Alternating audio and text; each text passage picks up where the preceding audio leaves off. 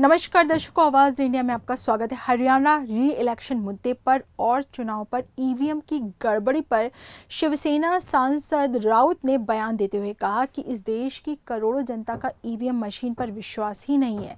पूरे विश्व ने ईवीएम मशीन निकाल दिया है और लेकिन हमारे सर्वोच्च न्यायालय ने ईवीएम को क्लीन चिट देकर रखी हुई है। हरियाणा में बहुत बड़ी गड़बड़ हुई है। बीजेपी और कांग्रेस में महज 0.6% वोटों का डिफरेंस है। कांग्रेस और बीजेपी में इतना ही फर्क क्यों है, ये सवाल राउत ने पूछा है। अगर एविडेंस सामने आए हैं इस बारे में, बार बार सामने आते हैं, लोकसभा में भी हो गया, लेकिन सर्वोच्च न्यायालय ने क्या किया? जो अब संविधान के रक्षक बनकर सामने आए हैं, रिटायरमेंट के लगभग, अब रिटायरमेंट होने वाली है मुख्य न्यायाधीश साहब की, लेकिन ईवीएम के बारे में आपने निर्णय नहीं लिया। इस देश के करोड़ों जनता का ईवीएम के ऊपर विश्वास नहीं है। संविधान कहता है जो लोगों का बहुमत है आप उसके साथ न्याय करना चाहिए। अगर इस देश की जनता चाहती है कि ईवीएम पे वोट नहीं होना चाहिए, पूरे विश्व में ईवीएम निकाल दिया है, लेकिन हमारे सर्वोच्च न्यायालय ईवीएम को भी क्लीन चिट दी। ये संविधान के खिलाफ है मेरा। और हरियाणा में तो बहुत बड़ा गड़बड़ हो गई। 0.6%। हरियाणा में डिफरेंस कितना है वोटों में आपको मालूम है? 0.6। कांग्रेस और बीजेपी में 0.6% का डिफरेंस है, और 0.6% में आपको 30 सीट का कैसा फायदा हो सकता है? ये पूरा गणित कांग्रेस के दिग्गज लोगों ने जनता के सामने रखा है, और मुझे लगता है, मैंने भी जब देखा तो मुझे भी आश्चर्य हुआ, लेकिन मुझे नहीं लगता है कि न्यायालय में इस बारे में कोई निर्णय होगा या न्याय होगा, क्योंकि हमने देखा है महाराष्ट्र के बारे में कोई न्याय नहीं होता। शिवसेना उद्धव दल के नेता और सांसद संजय राउत ने बयान देते हुए कहा, अब न्याय की देवी के हाथों में संविधान की किताब देकर आरएसएस और बीजेपी अपना एजेंडा चलाने का काम कर रहे हैं। न्यायालय का मतलब और काम है संविधान की रक्षा करे, संविधान को बचाए, और संविधान की जो इच्छा है उस हिसाब से न्याय दे। लेकिन क्या ये हो रहा है सर्वोच्च न्यायालय में? न्याय देवता के हाथ से तलवार निकाल दिया और संविधान दिया, उससे क्या करने वाले आप लोग? संविधान को तो आप खत्म कर रहे हो। आंख पर की पट्टी खोल दी तो आप खुले आंख से भ्रष्टाचार देखते रहो और संविधान की हत्या देखते रहो। खुले आंख खोल कर देखते रहो, और उसका अनुभव हमने लिया है, हमारी पार्टी ने लिया है, शरद पवार साहब ने लिया है।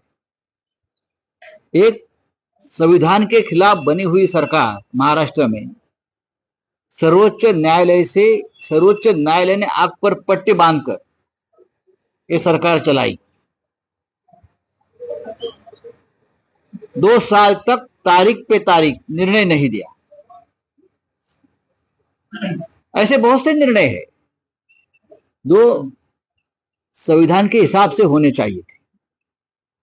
संविधान की हत्या तो यहाँ इस देश में दर दिन होती है। अब न्याय देवता के हाथ में आप संविधान की किताब देकर आप आरएसएस का एजेंडा चला रहे हो, क्योंकि उनको एक प्रचार करना है।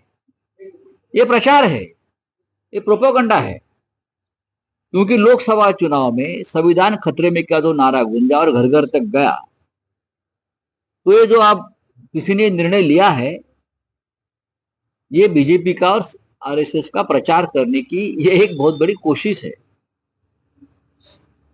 जो परंपरा चलती आई है कि हमारी न्याय देवता सभी को, उसके हाथ में एक तराजू होता है और पट्टी बांधी। मैं देखूंगा नहीं कौन छोटा है कौन बड़ा है, सबको समान न्याय होगा, न्याय का तराजू समान होगा। लेकिन हुआ है क्या? 10 साल में ये नहीं हुआ है, और हम उसके सबसे बड़े विक्टिम हैं। मैं आदरणीय सर न्यायाधीश जी, मैं लॉर्ड्स के ये पूछूंगा कि महाराष्ट्र की विधानसभा खत्म हो गई, भंग हो गई, लेकिन आपने 40 जो ऐसे विधायक है जिसने 10th शेड्यूल का भंग किया संविधान के, उसके ऊपर आप निर्णय नहीं ले सके तो कौन सा संविधान है? आपके लाइब्रेरी में संविधान वाली आप एक मूर्ति रखेंगे, आप उसे क्या होगा? देश की जनता ने सब कुछ देख लिया है। आपने हमारी पार्टी किसकी है, शिवसेना और राष्ट्रवादी कांग्रेस, और चिन्ह किसका, उस बारे में निर्णय नहीं दिया। क्योंकि संविधान जो है, संविधान कहता है और कानून ये कहता है कि अगर 40 लोगों का डिस्क्वालिफिकेशन होता है तो निर्णय अलग हो जाता है। और आपने इस बारे में पहले स्ट्रक्चर पास किए हैं कि ये गलत हुआ है महाराष्ट्र में। ऐसे बहुत से संविधान के खिलाफ जो काम हुए हैं हमारे न्याय क्षेत्र में, उसके बारे में हम बोल सकते हैं। तो ये जो आप संविधान मूर्ति के हाथ में आपने दिया है, आप संविधान बचाने का प्रोपोगंडा कर रहे हैं, लेकिन इस देश में ऑलरेडी संविधान को खत्म कर दिया है। संविधान की हत्या दर दिन हो रही है।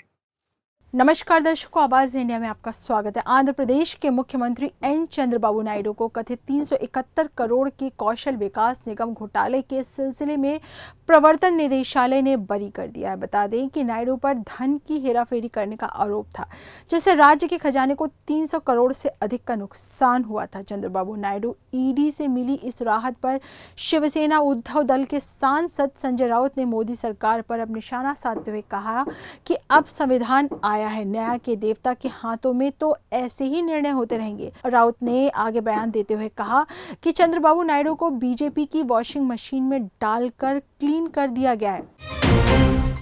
हाँ, अभी संविधान आया है न्याय देवता के हाथ में, तो ऐसे निकाल तो देते रहेंगे। 372 करोड़ का घोटाला है, 372 करोड़ का, स्किल डेवलपमेंट डिपार्टमेंट का 372 करोड़ का घोटाला। लगभग 2 महीने तक नायडू जी जेल में रहे। उनकी 32 करोड़ की प्रॉपर्टी कुर्ग की जब्त की। लेकिन जब नायडू जी को 16-17 उनके एमपी चुन कर आए और मोदी जी को एक सपोर्ट दिया, तो अब नायडू जी को भी वॉशिंग मशीन में डालकर उनको क्लीन कर दिया, क्लीन चिट दे दिया है। ये संविधान हमारा है, आज का संविधान है, हमारा संविधान नहीं है। ये उनका संविधान है, ये उनका कानून अलग है। अब ये और कोई होगा तो ईडी वाले, सीबीआई वाले पकड़ पकड़ कर मोदी जी के पास लेके जाएंगे, मोदी जी मशीन में डाल देंगे, क्लीन होकर बाहर आ जाएंगे। देश देख रहा है। इस देश के जनता ने भी अपने आंख पर पट्टी नहीं बांधी है, वो तो पहले से खुला है। आपने अभी न्याय देवता की पट्टी खुली है आंख से। आपने न्याय देवता के हाथ से तलवार निकाल दी है।